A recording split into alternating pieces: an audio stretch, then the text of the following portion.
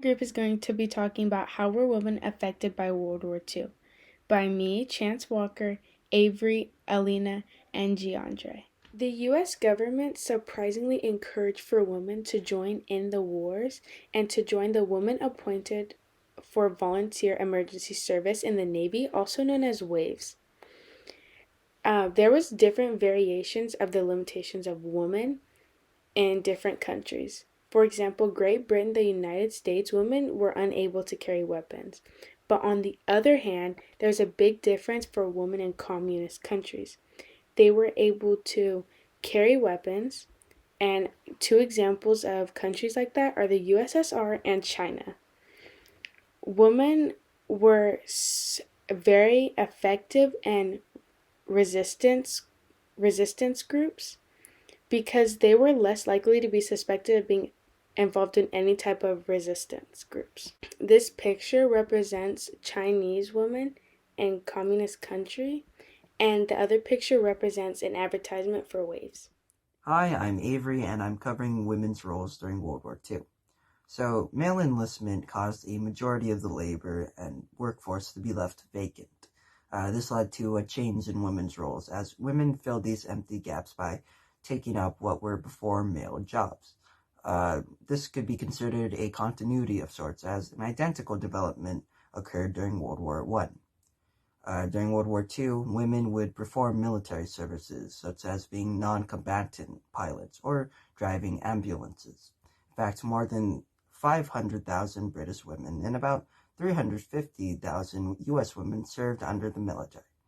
Although, as Chance mentioned, these European and American women did not take up any jobs involving any weapons or combat. Women would also perform in factory assembly lines, do field work, and become the head of their own households. However, after the war, women were expected to revert back to and continue their traditional domestic roles. Now, for my images, I included some propaganda posters. The left one is the iconic "We Can Do It" poster, and the right poster contains the caption, do the job he left behind. Hi, I'm Alina, and I'm talking about Comfort Woman.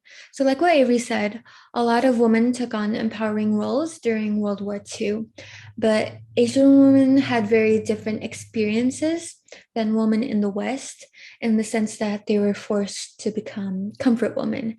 And the term comfort woman refers to the women that were forced into prostitution by the Japanese army. And women were not Japanese. They came from Korea, China, Philippines, Taiwan, and other Asian states. And they predominantly used Korean and Chinese women as comfort women because of their hegemonic power in Asia.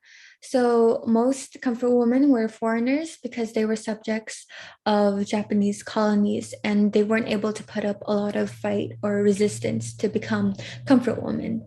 And so these women, they were presented as gifts to Japanese troops by the emperor, and they were forced to serve from 20 to 30 men every day. And these numbers are really uncomfortable, especially since some comfort women were as young as 14 years old. So these women worked in military brothels called comfort stations, and these comfort stations were placed in war zones. So very dangerous environments, and these women were risking their lives every day. So this picture on the left shows a group of military troops waiting outside a comfort station. And these two pictures here shows a group of comfort women that were liberated by US and Chinese allied powers. My name is Yandra Navarro, and now I'll be talking about the legacy of comfort women. So, like Alina said, comfort women were forced to work in very dangerous environments, and as a result, many of them were casualties of war.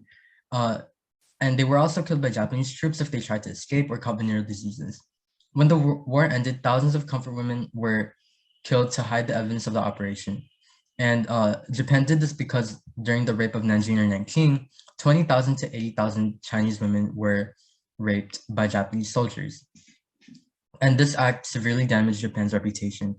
And by the end of the war, 90% of comfort women died. And the comfort women that did survive weren't really, they became outsiders because they were blamed for their experience because of how conservative people were at the time. And surviving comfort women today still fight for their voices to be heard because Japan still hasn't apologized for their war crimes. And as you can see on the bottom left photo here, Chinese women are protesting for Japan to apologize because they haven't yet. And on the top right, it is a statue in San Francisco depicting what comfort women went through. And here's the link to my where I got how comfort women are still fighting for their voice to be heard. And thank you guys for listening. Bye.